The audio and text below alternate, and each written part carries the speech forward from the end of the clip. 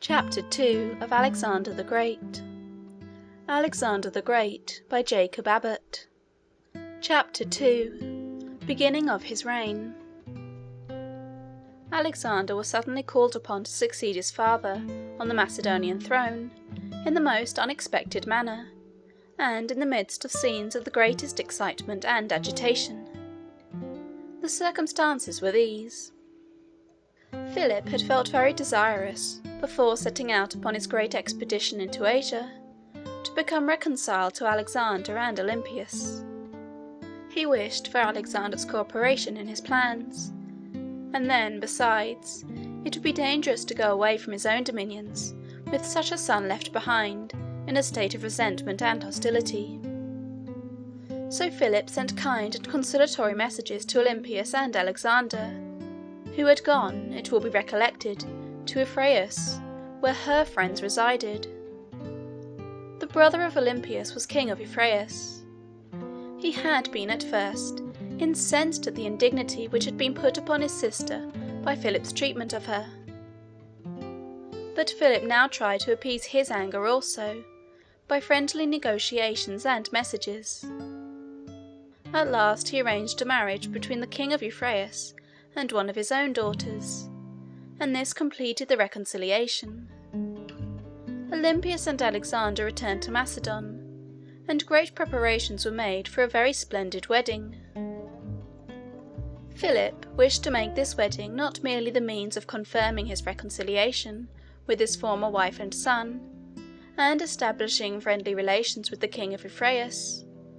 He also prized it as an occasion for paying marked and honourable attention to the princes and great generals of the other states of Greece. He consequently made his preparations on a very extended and sumptuous scale, and sent invitations to the influential and prominent men far and near. These great men, on the other hand, and all the other public authorities in the various Grecian states, sent compliments, congratulations, and presents to Philip, each seeming ambitious to contribute his share to the splendour of the celebration. They were not wholly disinterested in this, it is true. As Philip had been made commander-in-chief of the Grecian armies, which were about to undertake the conquest of Asia, and as, of course, his influence and power in all that related to that vast enterprise would be paramount and supreme, and as all were ambitious to have a large share in the glory of that expedition, and to participate, as much as possible, in the power and in the renown which seemed to be at Philip's disposal, all were, of course, very anxious to secure his favour. A short time before, they were contending against him, but now, since he had established his ascendancy, they all eagerly joined in the work of magnifying it and making it illustrious. Nor could Philip justly complain of the hollowness and falseness of these professions of friendship. The compliments and favours which he offered to them were equally hollow and heartless. He wished to secure their favour as a means of aiding him up the steep path to fame and power which he was attempting to climb. They wished for his, in order that he might, as he ascended himself, help them up with him. There was, however, the greatest appearance of cordial and devoted friendship. Some cities sent him presents of golden crowns, beautifully wrought and of high cost. Others dispatched embassies, expressing their good wishes for him, and their confidence in the success of his plans.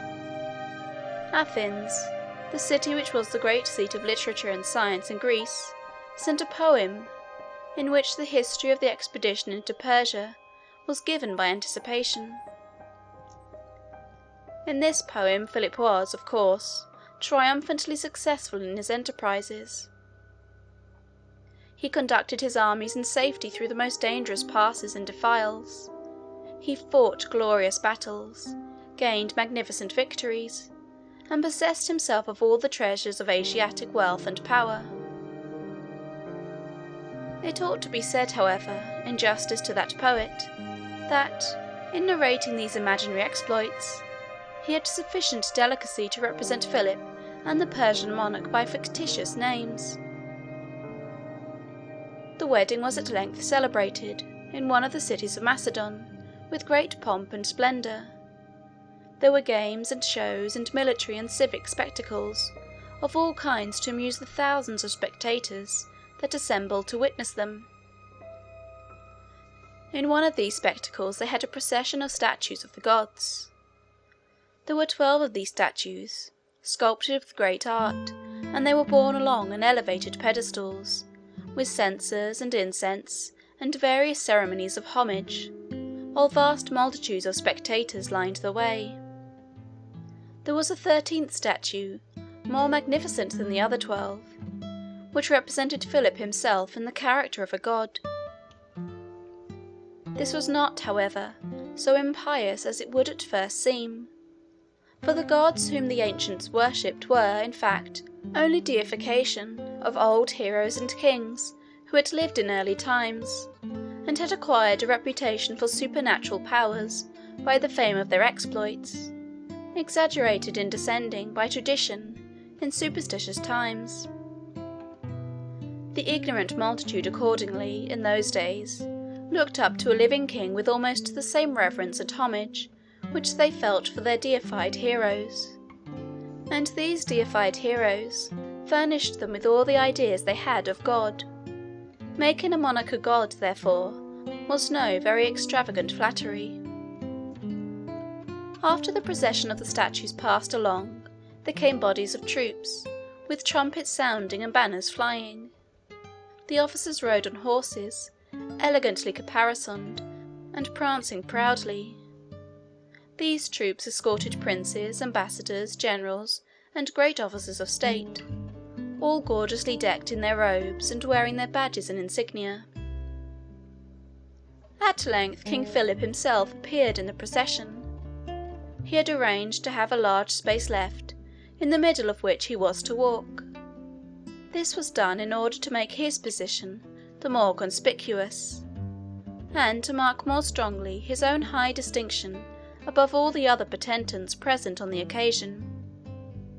Guards preceded and followed him, though at considerable distance, as has already been said. He was himself clothed with white robes, and his head was adorned with a splendid crown. The procession was moving toward a great theatre, where certain games and spectacles were to be exhibited. The statues of the gods were to be taken into the theatre, and placed in conspicuous positions there, in view of the assembly, and then the procession itself was to follow. All the statues had entered, except that of Philip, which was just at the door, and Philip himself was advancing in the midst of the space left for him, up the avenue by which the theatre was approached, when an occurrence took place by which the whole character of the scene, the destiny of Alexander, and the fate of 50 nations, was suddenly and totally changed. It was this.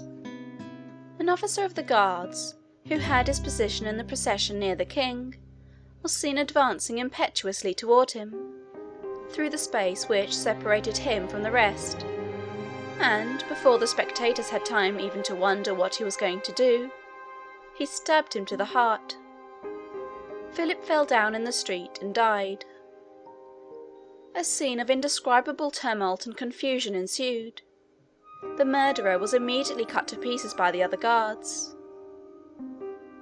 They found, however, before he was dead, that it was Pausanias, a man of high standing and influence, a general officer of the guards.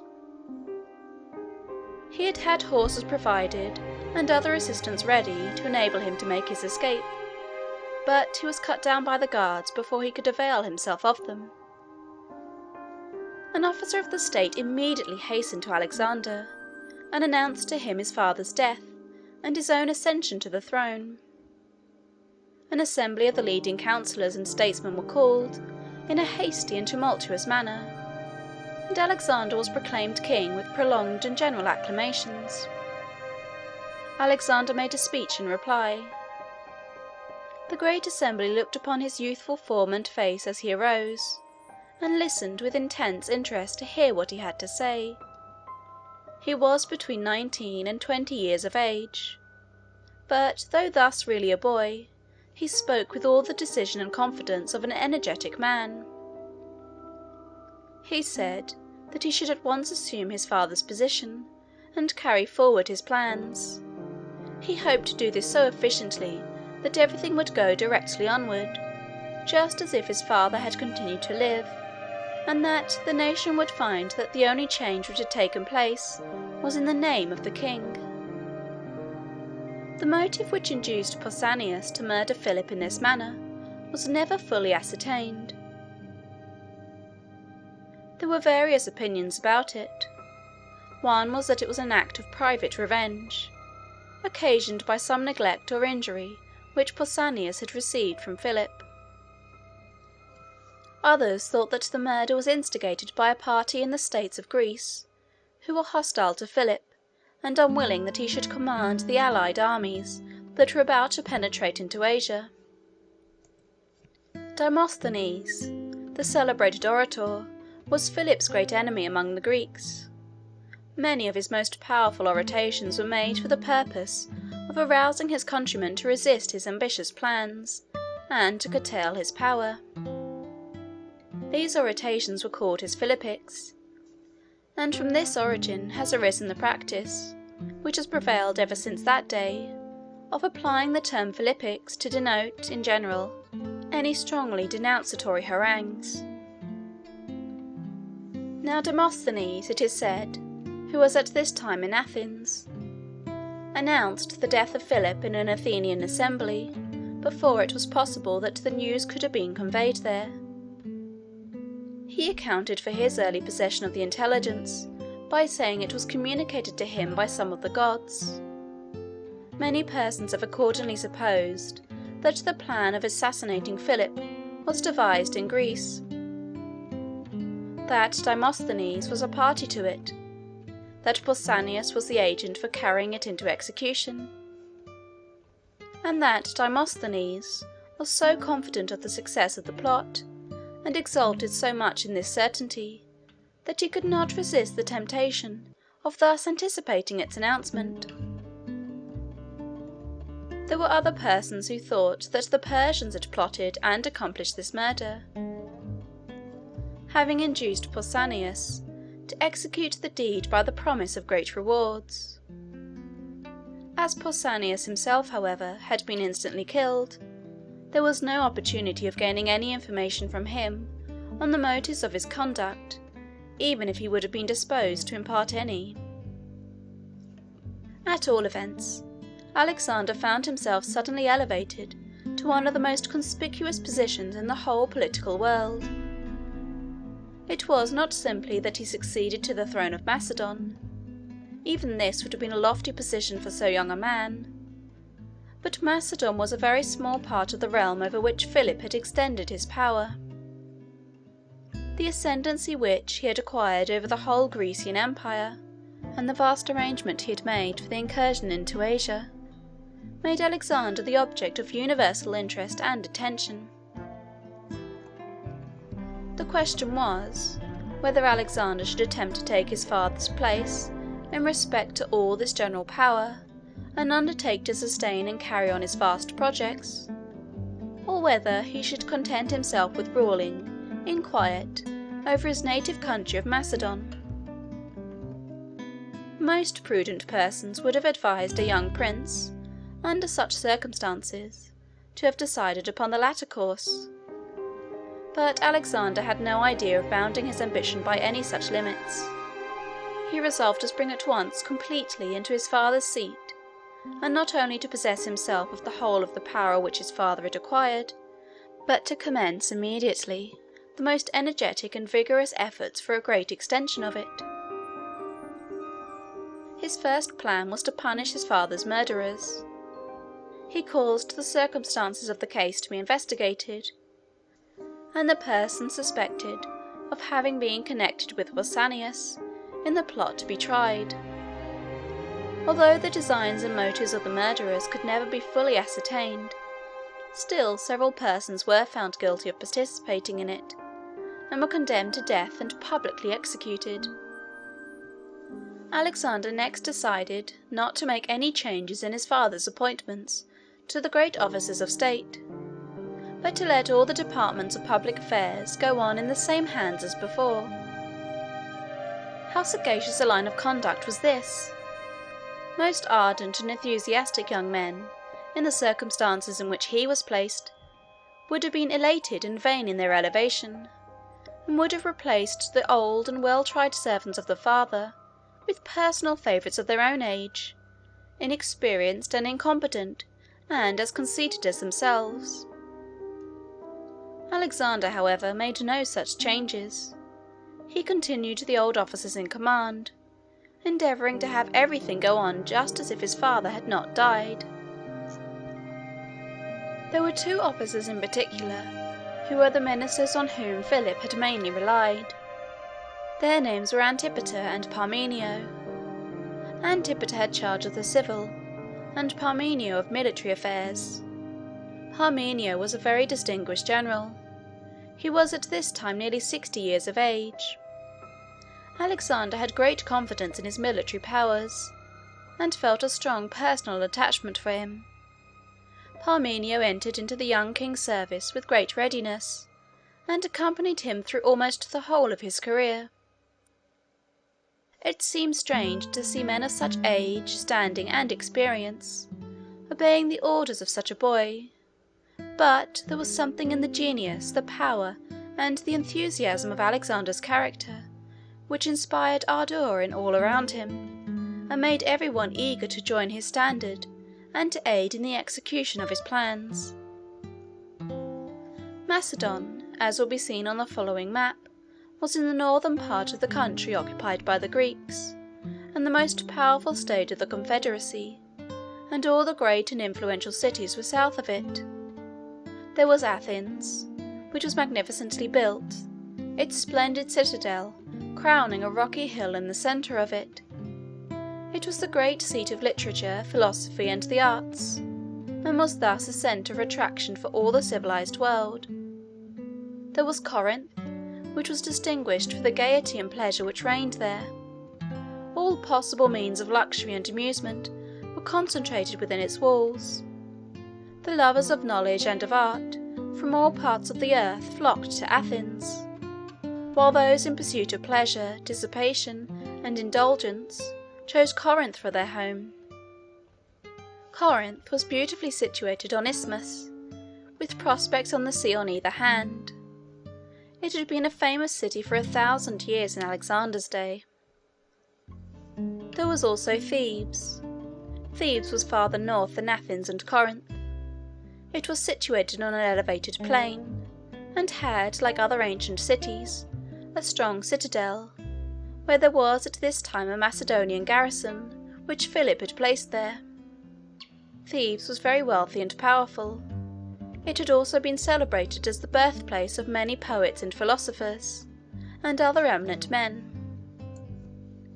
Among these was Pindar, a very celebrated poet who had flourished 1 or 2 centuries before the time of Alexander. His descendants still lived in Thebes, and Alexander, some time after this, had occasion to confer upon them a very distinguished honour. There was Sparta also, called sometimes Lacedaemon. The inhabitants of this city were famed for their courage, hardihood, and physical strength, and for the energy with which they devoted themselves to the work of war. They were nearly all soldiers, and all the arrangements of the state and of society, and all the plans of education, were designed to promote military ambition and pride among the officers, and fierce and indomitable courage and endurance in the men. These cities, and many others, with the states which were attached to them, formed a large and flourishing and very powerful community, extending all over that part of Greece which lay south of Macedon. Philip, as has been already said, had established his own ascendancy over all this region, though it cost him many perplexing negotiations and some hard-fought battles to do it. Alexander considered it somewhat uncertain whether the people of all these states and cities would be disposed to transfer readily to so youthful a prince as he, the high commission which his father, a very powerful monarch and soldier, had extorted from them with so much difficulty. What should he do in the case? Should he give up the expectation of it? Should he send ambassadors to them, presenting his claims to occupy his father's place? Or should he not act at all, but wait quietly at home in Macedon until they should decide the question? Instead of doing either of these things, Alexander decided on the very bold step of setting out himself, at the head of an army, to march into southern Greece for the purpose of presenting in person, and, if necessary, of enforcing his claim to the same post of honour and power which had been conferred upon his father. Considering all the circumstances of the case, this was perhaps one of the boldest and most decided steps of Alexander's whole career. Many of his Macedonian advisers counselled him not to make such an attempt, but Alexander would not listen to any such cautions. He collected his forces and set forth at the head of them. Between Macedon and the southern states of Greece was a range of lofty and almost impassable mountains. These mountains extended through the whole interior of the country, and the main route leading into southern Greece passed around to the eastward of them, where they terminated in cliffs, leaving a narrow passage between the cliffs and the sea. This pass was called the Pass of Thermopylae, and it was considered the key to Greece. There was a town named Anthelia near the pass, on the outward side. There was in those days a sort of general congress or assembly of the states of Greece, which was held from time to time, to decide questions and disputes in which the different states were continually getting involved with each other. This assembly was called the Amphictyonic Council, on account, as is said, of its having been established by a certain king named Amphictyon. A meeting of this council was appointed to receive Alexander. It was to be held at Thermopylae, or rather at Anthelia, which was just without the pass, and was the usual place at which the council assembled. This was because the pass was an intermediate position between the northern and southern portions of Greece, and thus was equally accessible from either. In proceeding to the southward, Alexander had first to pass through Thessaly, which was a very powerful state immediately south of Macedon. He met with some show of resistance at first, but not much. The country was impressed with the boldness and decision of character manifested in the taking of such a course by so young a man. Then, too, Alexander, so far as he became personally known, made a very favourable impression upon every one. His manly and athletic form, his frank and open manners, his spirit, his generosity, and a certain air of confidence, independence, and conscious superiority which were combined, as they always are in the case of true greatness, with an unaffected and unassuming modesty. These and other traits, which were obvious to all who saw him, in the person and character of Alexander, made everyone his friend. Common men take pleasure in yielding to the influence and ascendancy of one whose spirit they see and feel stands on a higher eminence and wields higher power than their own. They like a leader. It is true, they must feel confidence of his superiority, but when this superiority stands out, so clearly and distinctly marked, combined too with all the graces and attractions of youth and manly beauty, as it was in the case of Alexander, the minds of men are brought very easily and rapidly under its sway. The Thessalians gave Alexander a very favourable reception. They expressed a cordial readiness to instate him in the position which his father had occupied. They joined their forces to his, and proceeded southward toward the pass of Thermopylae. Here the great council was held. Alexander took his place in it as a member. Of course, he must have been an object of universal interest and attention. The impression which he made here seems to have been very favourable. After this assembly separated, Alexander proceeded southward, accompanied by his own forces, and tended by the various princes and potentates of Greece, with their attendants and followers. The feelings of exultation and pleasure with which the young king defiled through the pass of Thermopylae, thus attended, must have been exciting in the extreme. The pass of Thermopylae was a scene strongly associated with ideas of military glory and renown. It was here that, about 150 years before, Leonidas, a Spartan general, with only 300 soldiers, had attempted to withstand the pressure of an immense Persian force which was at that time invading Greece. He was one of the kings of Sparta, and he had the command not only of his 300 Spartans, but also of all the allied forces of the Greeks that had been assembled to repel the Persian invasion. With the help of these allies he withstood the Persian forces for some time, and as the pass was so narrow between the cliffs and the sea, he was enabled to resist them successfully. At length, however, a strong detachment from the immense Persian army contrived to find their way over the mountains and around the pass, so as to establish themselves in a position from which they could come down upon the small Greek army in their rear. Leonidas, perceiving this, ordered all his allies from the other states of Greece to withdraw, leaving himself and his 300 countrymen alone in the defile. He did not expect to repel his enemies, or to defend the pass. He knew that he must die, and all his brave followers with him, and that the torrent of invaders would pour down through the pass over their bodies. But he considered himself stationed there to defend the passage, and he would not desert his post. When the battle came on, he was the first to fall. The soldiers gathered around him and defended his dead body as long as they could. At length, overpowered by the immense numbers of their foes, they were all killed but one man. He made his escape and returned to Sparta. A monument was erected on the spot with this inscription: "Go, traveller, to Sparta, and say that we lie here, on the spot at which we were stationed to defend our country." Alexander passed through the defile. He advanced to the great cities south of it, to Athens, to Thebes, and to Corinth. Another great assembly of all the monarchs and potentates of Greece was conceived in Corinth, and here Alexander attained the object of his ambition, in having the command of the great expedition into Asia conferred upon him. The impression which he made upon those with whom he came into connection by his personal qualities must have been favourable in the extreme.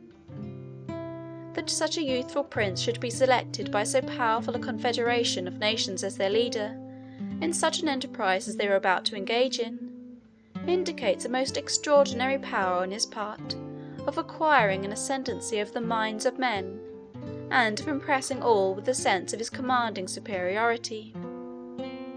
Alexander returned to Macedon from his expedition to the southward in triumph, and began at once to arrange the affairs of his kingdom, so as to be ready to enter, unembarrassed, upon the great career of conquest which he imagined was before him. End of chapter 2.